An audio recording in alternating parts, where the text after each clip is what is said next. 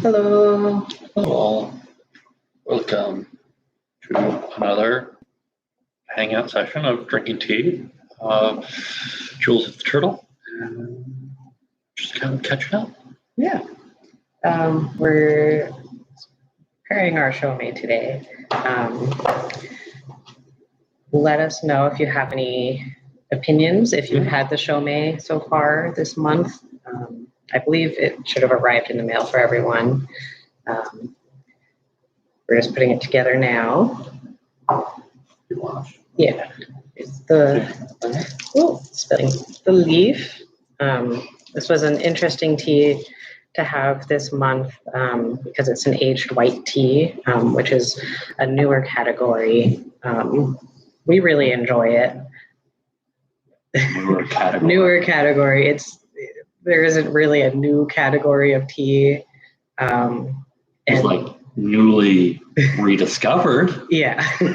Or newly trendy. Yeah. Which this definitely falls into.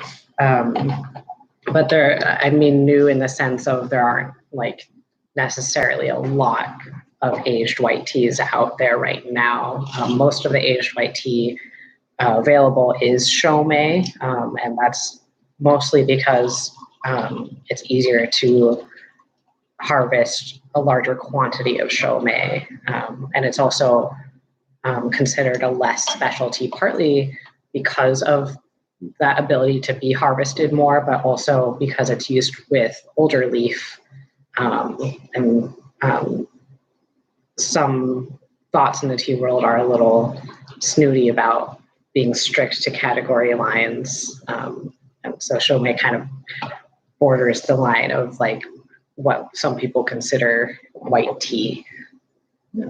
White tea is a category of tea that I don't really drink a lot. I don't particularly care for it, in all honesty. It tends to have kind of like peppercorn notes in it for me that I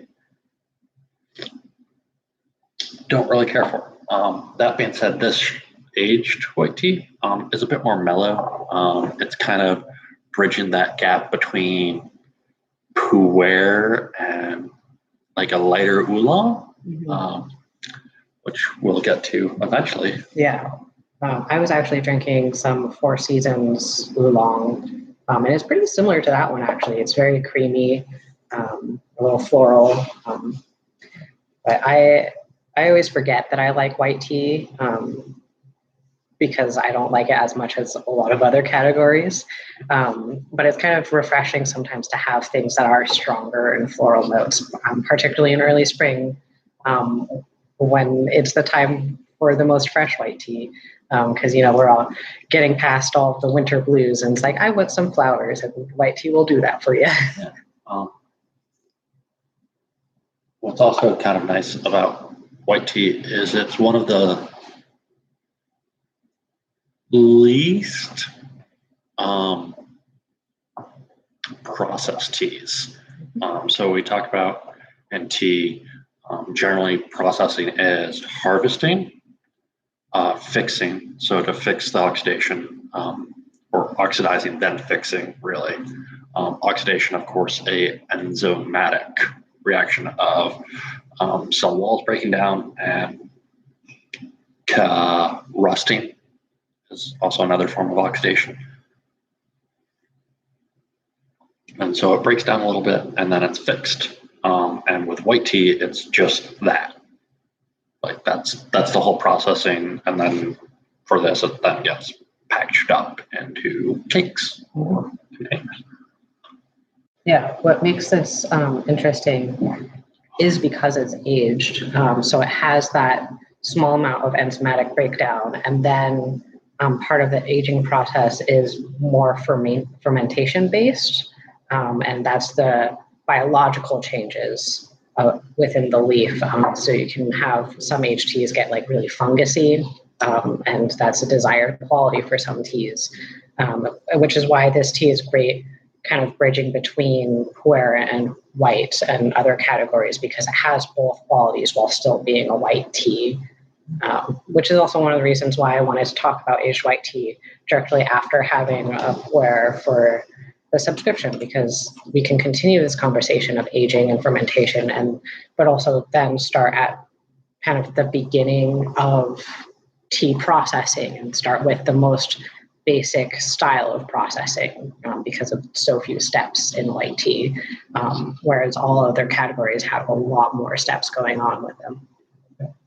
Other well-known white teas are things like Yao, which is really tippy. It's just the buds actually of white tea. That one kind of like sticks in my head as everything that I don't like about white tea. It's like very peppery, very fresh. Not that I don't like fresh tea. It's just something about it I can't. Yeah. I used to feel similarly about Yao, and I've discovered that in order for me at least to like Yao, it's got to steep for at least 5 minutes and get like kind of pungent, because then it kind of just slaps you in the face with being floral, and then I can't run away from it, and I'll just accept it for what it is. And thanks all for joining us today. We're again talking about some white tea, 2015 age Chomei. But we got this one's out of Fudding, China. Fudding, a small village in eastern. I think it's southeastern China. Fudding is known to have slightly more mild climate compared to other places in the tea growing regions of China, which allows it to produce a higher amount of white tea and higher quality of white tea.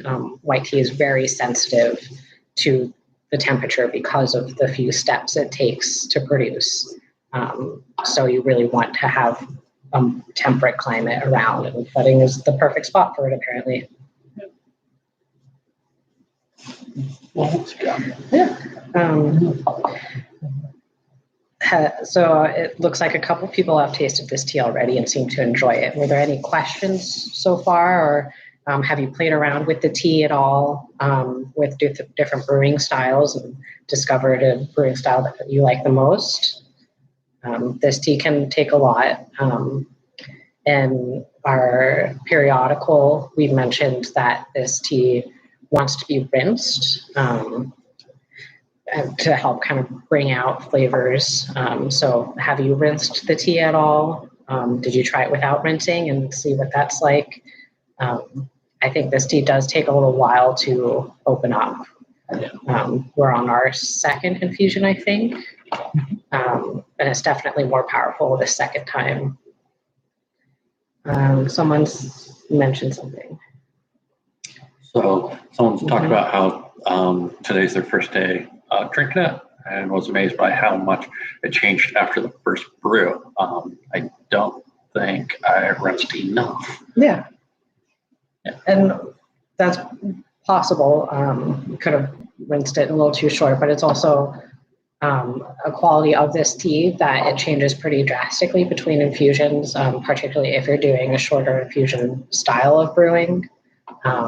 That's pretty common for teas. They can vary pretty widely between infusions. But I'm glad you're learning about the tea. We're just drinking along today. Today will probably be a shorter session than what we tend to do on these. We've just had our dim sum Sunday today, which is a day where we do a whole bunch of pre-orders of dumplings and soup and salad and things, and sum that out.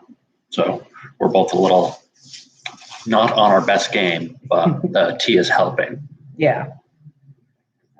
It's definitely perking me up a bit. Yes, this is the Lion Turtle Kitchen. Your viewpoint is if you were sitting at our counter, which is not allowed during COVID times, but if you ever come here not during COVID, you might be able to sit on the counter or at the counter, not on the counter. I would discourage anyone from sitting on the counter. Yeah. But you're seeing our kitchen. Not a lot of people have actually been able to see it. But behind us, we have the hood over here and stove. We have our prep island. Way back is our walk-in. It's a pretty snazzy kitchen. It definitely helps us cook the food. Keep things going. And we're still very much looking forward to be able to have tea with folks. I'm not sure where everyone's at and around in the country. Here we're in Vermont. And so I myself will be eligible for vaccination coming on Monday in theory to try to schedule an appointment and see how that goes. And basically what it is we just won't be open for indoor dining or tea service until after we're both fully vaccinated and there's not resurgence of numbers or other variants in the state for a little while. Someone's talked about doing a short rinse and with brewing Pu'er, and they're normally they're drinking about 12 ounces. The tea was a bit weak. For this tea, they changed the amount of water, I'm guessing now being in a 6-ounce cup. And it was great.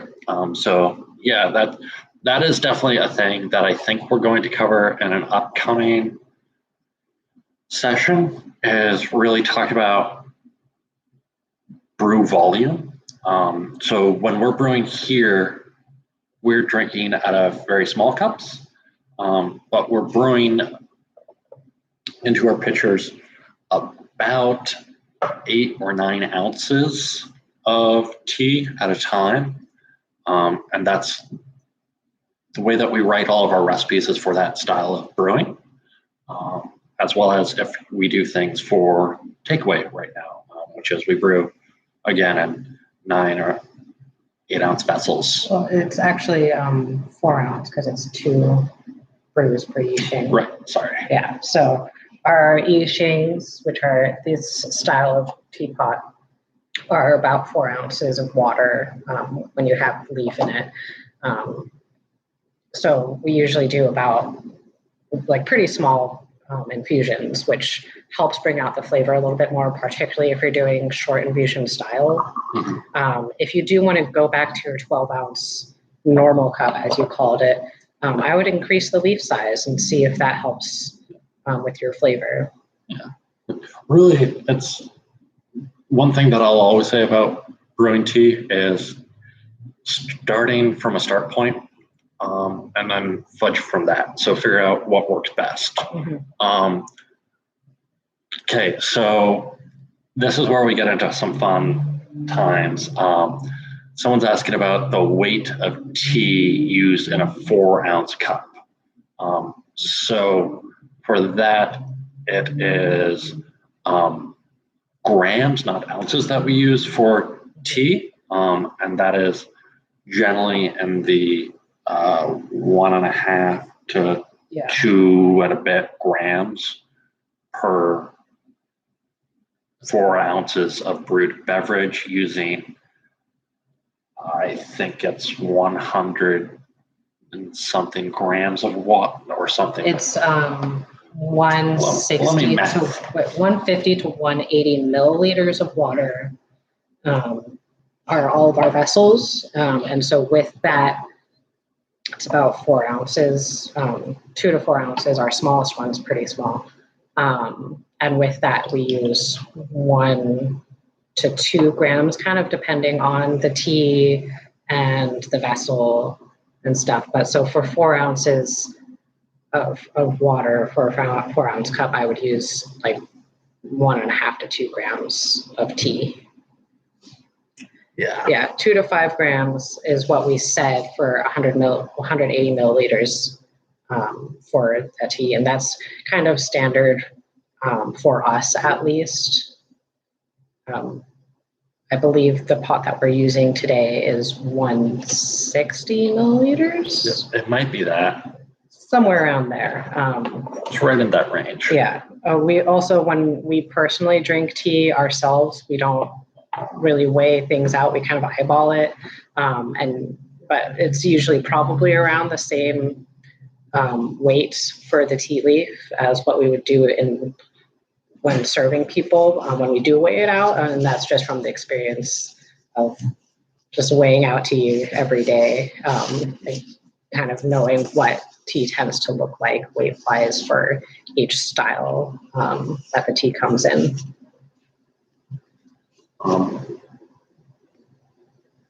There are questions for Western style. Would you increase the temperature time as you go? I would not increase the temperature. Also, I have the question of what are we defining as Western style? Because I have seen Western style. Basically, what it comes down to is there a bag or not? So is the leaf contained in some form inside of a vessel or not? Because I have also seen Western style as just leaf in a mug. You need a strainer and a cup. Okay, cool. Yeah. Yeah, so let's first talk about strainers, and then we'll talk about method. So when we use strainers for the shop, we use these filter bags.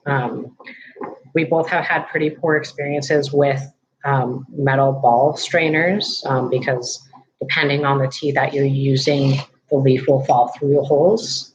Or some of it will expand and fill up the ball entirely without any of the internal leaf getting wet, being able to infuse. So like overall ball strainers, I would not recommend because of those reasons. The leaf will either be too small or too big. And there's another strainer style of like a pour over mesh wire strainer, and those work pretty well. Those are used in Gong Fu style slightly differently than Western style, where you pour through that strainer into the cup after it's been steeped in a different steeping vessel. Those are pretty good. But so depending on the kind of strainer you're using in your cup, we can talk about brewing styles. So in general, I would not recommend increasing water temperature for a tea, kind of across the board. Some teas will do fine with it, some won't, but general rule. Yeah. A good general base for doing Western style, and you're talking about using, or this person's talking about using a metal container or metal basket in which the leaf sits, and that all sits in a mug, I'm assuming, or some folks do that inside of a teapot and hang out in there. What I would suggest is using a little more leaf than what we're using, pardon me, and actually decreasing the water temperature, but increasing the time. So that is, for me, when I have done that method, it's plausible, if not likely, that I may forget about the tea hanging out in my mug. So that's kind of the way I try to help myself from scorching the tea or overbrewing it, pulling out too many tannins, or what have you. And that tends to work for my preferences, increase the amount of leaf in the vessel. Still, hopefully that if it rinses, or if it's something like a pu'er or another, or like a rolled oolong where the leaves are rolled tightly in, that there's enough space in it that they're able to open up fully or mostly. Person who uses a timer, those are great tools. Yeah. I used to always brew with a timer. Now I'm getting a little lazy about it, and I've definitely brewed some like not great cups recently, so I might try to go back to using a timer for myself. Um, but yeah, I agree with Tim. Decrease the temperature and increase the amount of leaf and the amount of time. That'll help against astringency, definitely, which a lot of teas will get pretty astringent with that style, particularly if you do forget about the tea. And when I talk about decreasing the temperature, I'm only talking about a few degrees centigrade. So if you're brewing a oolong at 90 degrees centigrade, try brewing it at 85. That's also because there's a chance that you might be consuming the tea just with the ball strainer just hanging out in the mug the whole time. So as you drink, there'll be less water but more concentrated. Or you might do the method where you actually remove the ball strainer. But I think really just like changing 5 degrees down and planning on a longer brew time, but also sipping it still with it hanging out there. Maybe check in after a minute and a half and be like, oh yeah, I'll go for a minute, 2 minutes. It's your cup. If you're not sharing it, taste it as you brew and let that be the deciding factor in when it's ready. Yeah, I really enjoy tasting tea as it brews when I'm drinking by myself. A lot of the time, I'll taste a tea and feel like I pulled it too early and just dump it all back into the vessel to brew a little longer. It's totally fine, particularly if you're just by yourself or with someone that you can safely share germs with. But yeah, I think that happens almost every time I sit down for tea, mostly because I'm not using a timer nowadays. And my concept of time has just really been shot after this year. So I have no idea how much time has passed ever. And often I'll just brew tea a little too short or a little too long, and I'll just accept it. Yeah.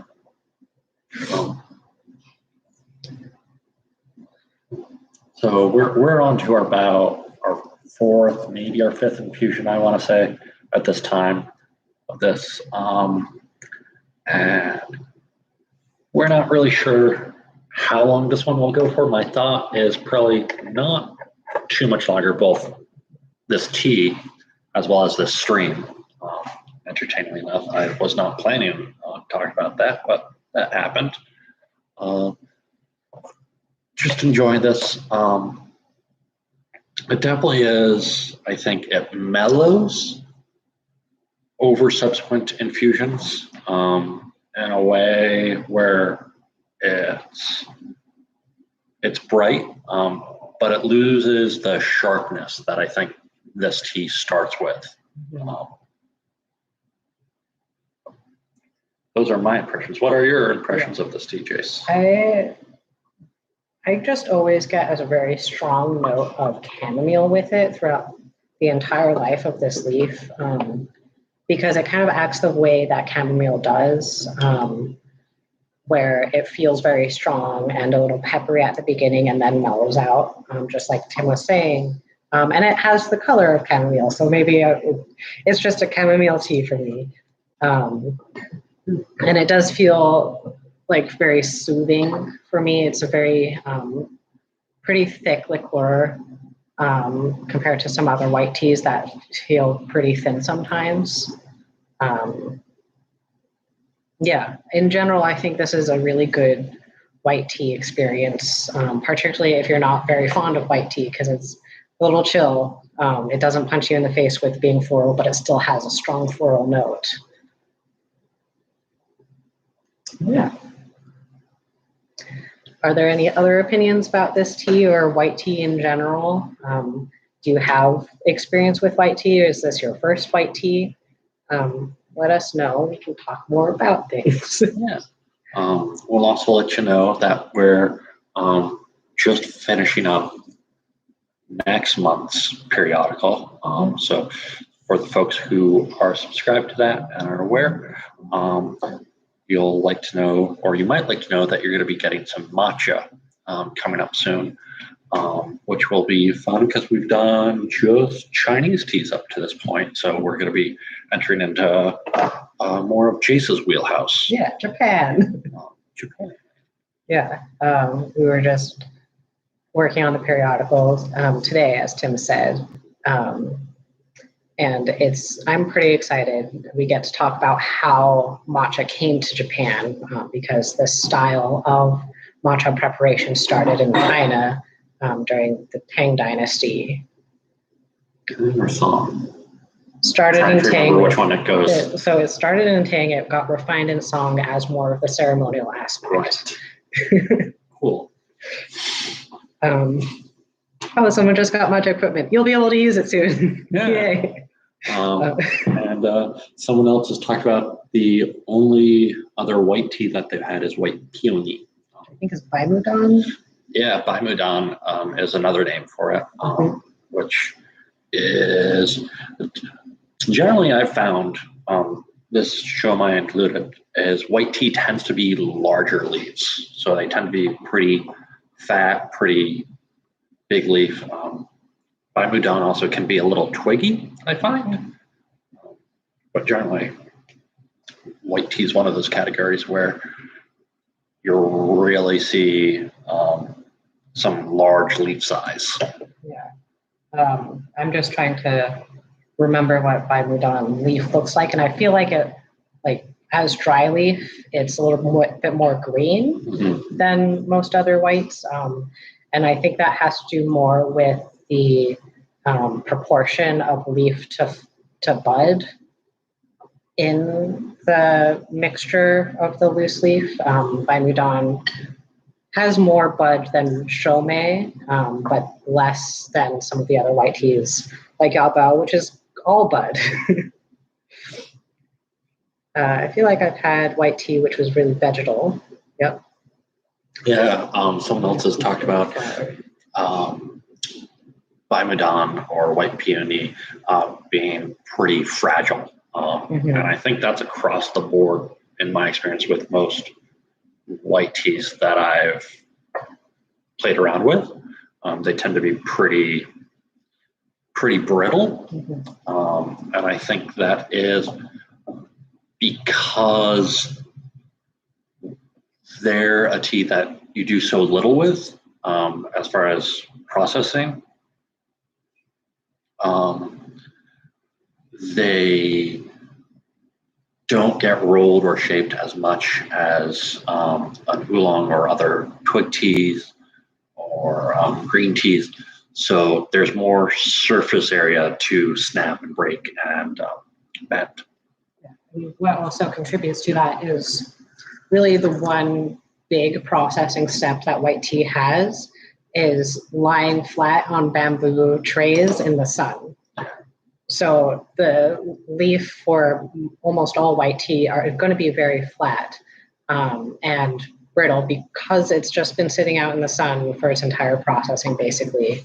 And because it's not reheated after it's dried, like almost all other teas, and then it's not manipulated after being reheated, the structure of the leaf is very fragile, like you pointed out. And that's just a quality of it. It's not good or bad for being fragile at all. It means you might have your last cup just be tea dust, which is perfectly valid, and it still creates a pretty good tea. It's fine. Might be a little granular in your mouth, but it'll still taste pretty good. So I think we're going to wrap it up here. It's really great sharing tea with you folks and being able to talk a little bit. We look forward to next month, and even more so, really looking forward to sharing more tea with more folks. And we hope if any of you haven't had a chance to stop by the shop as things start to open up, we'll be able to have you by and share some tea with you. Until then, I think just keep drinking good tea, keep being good to one another, and be safe. Have a happy Sunday. Happy Sunday, everyone. Bye.